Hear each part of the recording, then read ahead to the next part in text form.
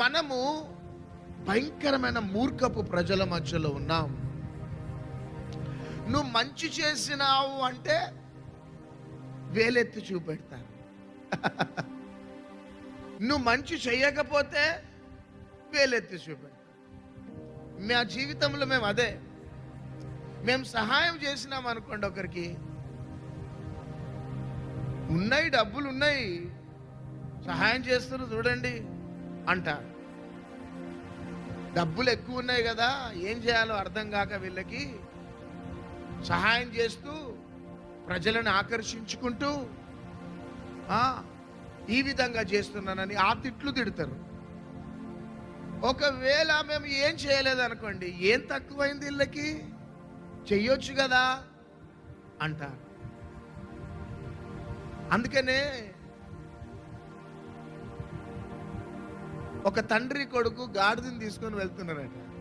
ఏం తీసుకువెళ్తున్నారు? గాడిదని తీసుకొని వెళ్తా ఉన్నారట. ఒక యవనస్తుడు తండ్రి, ఒక వృద్ధాప్యంలో నాన్న తీసుకొని వెళ్తున్నప్పుడు రోడ్డు మీద ఉన్న వాళ్ళు అన్నారట, పిచ్చోళ్ళ మీరేమైనా, ఆ గాడిద ఉన్నది ఎందుకు, ఎవరో ఒకళ్ళు ఎక్కి పోవచ్చు కదా అన్నారట. కదా అని, కరెక్టే కదా అని నాన్న ఏం చేసాడు, బిడ్డా నువ్వు గాడిద ఎక్కువ, నేను నడుచుకుంటూ వస్తాను అన్నాడు. వెళ్తుంటే ఇంకొకడు అన్నాడట, నీకు ఏమైనా బుద్ధి ఉందా, ఆ వృద్ధాప్యంలో నాన్న నడుస్తుంటే నువ్వు గాడిద ఎక్కినావు, నీకు ఆలోచన లేదా, మీ నాన్నని ఎక్కియచ్చు కదా అన్నాడట.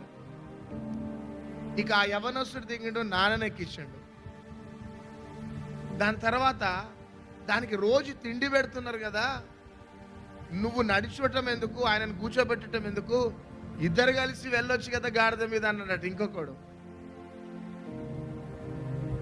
ఒకటేమో ఒక వ్యక్తి అన్నప్పుడు అన్నాడు, ఇంకొక వ్యక్తి ఎక్కినప్పుడు అన్నారు.